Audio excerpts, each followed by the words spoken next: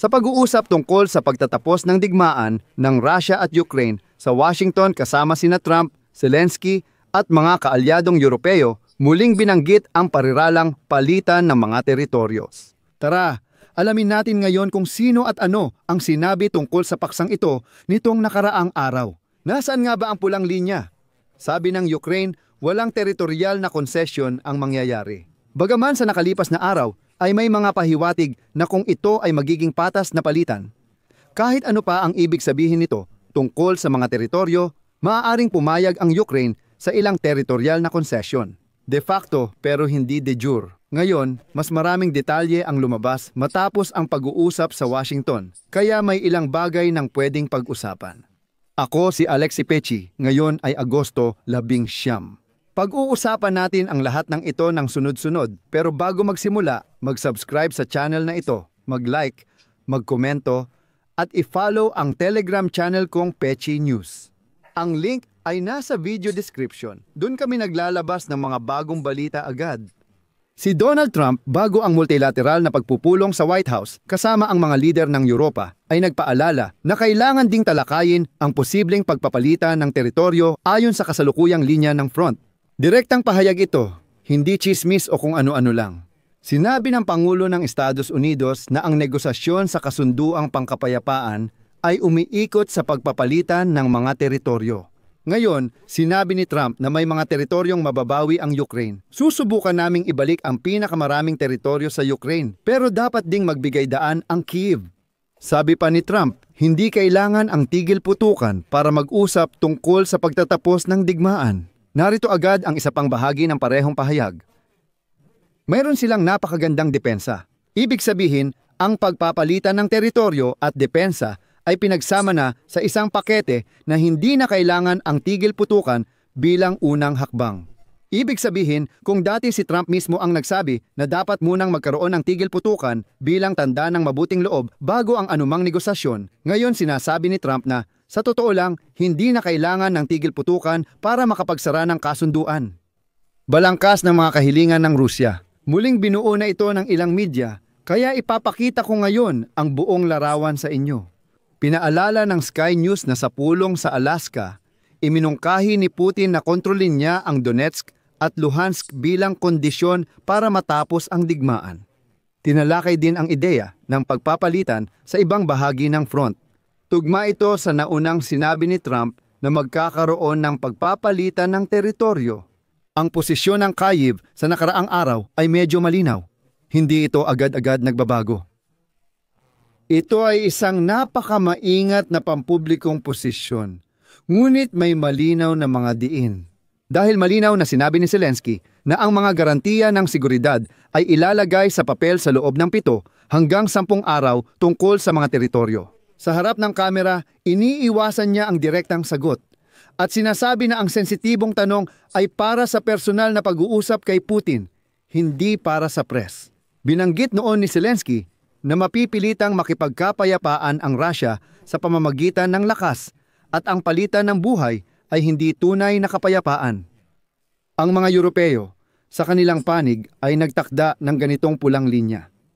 Paulit-ulit na sinabi sa Washington na dapat maganap ang tigil putukan sa susunod na linggo. Walang pagtanggap o pagsuporta sa agresyon. Ito ang pangunahing kondisyon para sa anumang makabuluhang negosasyon. Hindi direkta, pero ito rin ang nilalaman ng formula ni Ursula von der Leyen na tinutulad sa ika-5 artikulo ng NATO Charter na walang binanggit tungkol sa teritoryo kapalit ng garantiya. Ibig sabihin, wala sa formulasyon ng Europa na kailangang isuko ng Ukraina ang teritoryo kapalit ng seguridad mula sa mga Europeo at Amerikano. Mayroong automatikong reaksyon. Ngayon, pinipilit ng mga Europeo na hindi dapat magkaroon ng pagpapalitan ng mga teritoryo kahit ayaw ni Trump ng tigil putukan pero hinihingi niya ito. Para sa mga Europeo, hindi dapat binabago ang mga hangganan gamit ang puwersa. Ngayon, niluluwagan na ng mga Europeo ang issue sa teritoryo at sinasabi nilang, sige, mag-concentrate tayo sa mga garantiya ng seguridad, pero dapat malinaw na nakasaad doon ang automatikong pagpapatupad ng mga garantiya na ito. Ano ang dapat gawin ng Russia at paano dapat tumugon ang mga bansa sa kanluran? Diin ni Keir Starmer, dapat malinaw ang magiging parusa sa Russia kapag nilabag ang kasunduang pangkapayapaan. At ito ay sama-samang naglalagay ng hadlang sa palitan ng mga teritoryo bilang kapalit ng mga garantiya sa seguridad. Ano ang karaniwang isinusulat ngayon ng mga kanluraning media?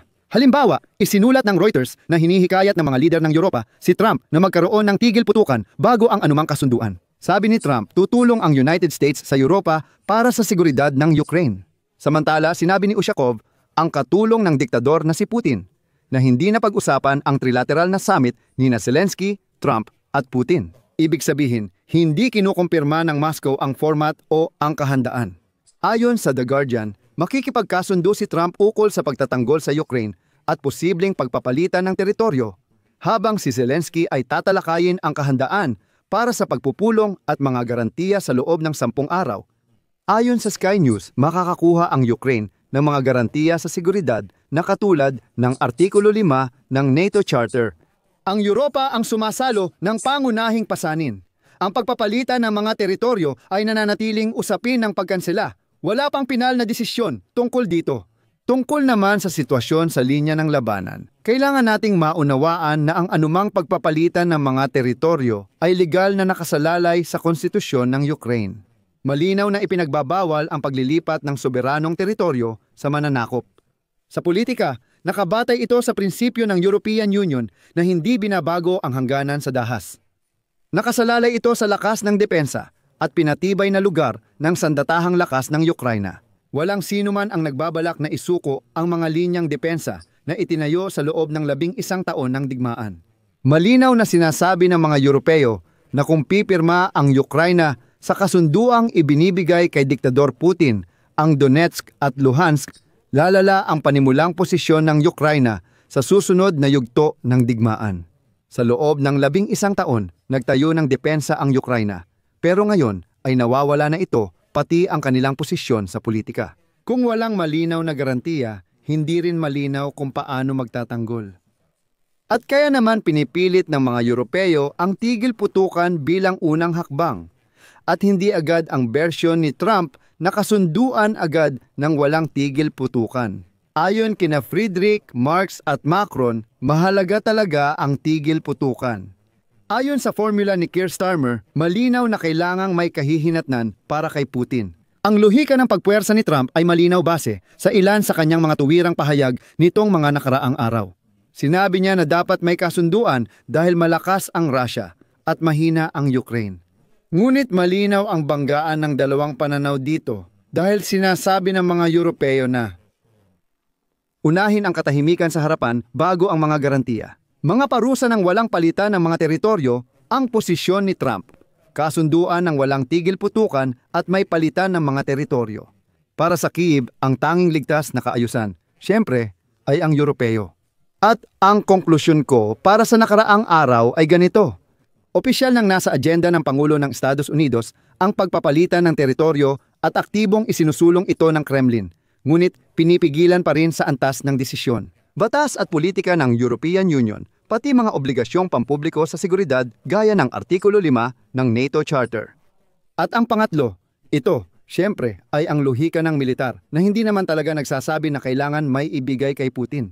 Ang anumang tangkang ipagbili ang pagpapalitan ng teritoryo para sa kapayapaan, hindi iyon tunay na kapayapaan. Iyon ay pahinga para muling armasan ang Federasyong Ruso. Dahil dito, hinihiling ng mga Europeo ang tigil putukan kahit sa susunod na linggo at mahigpit na mga garantiya na walang anumang limitasyon sa muling pag-armas ng sandatahang lakas ng Ukraina. Kaya, gaya ng inyong naiintindihan, ang pagpapalitan ng mga teritoryo ay nananatiling paksa ng mga pag-uusap hindi pa nalulutas na issue, kundi isang paksa ng talakayan. Gusto ng mga Amerikano ng palitan, ngunit tutol dito ang mga Europeo bilang kondisyon sa kapayapaan. Dito ko muna ilalagay ang ellipsis.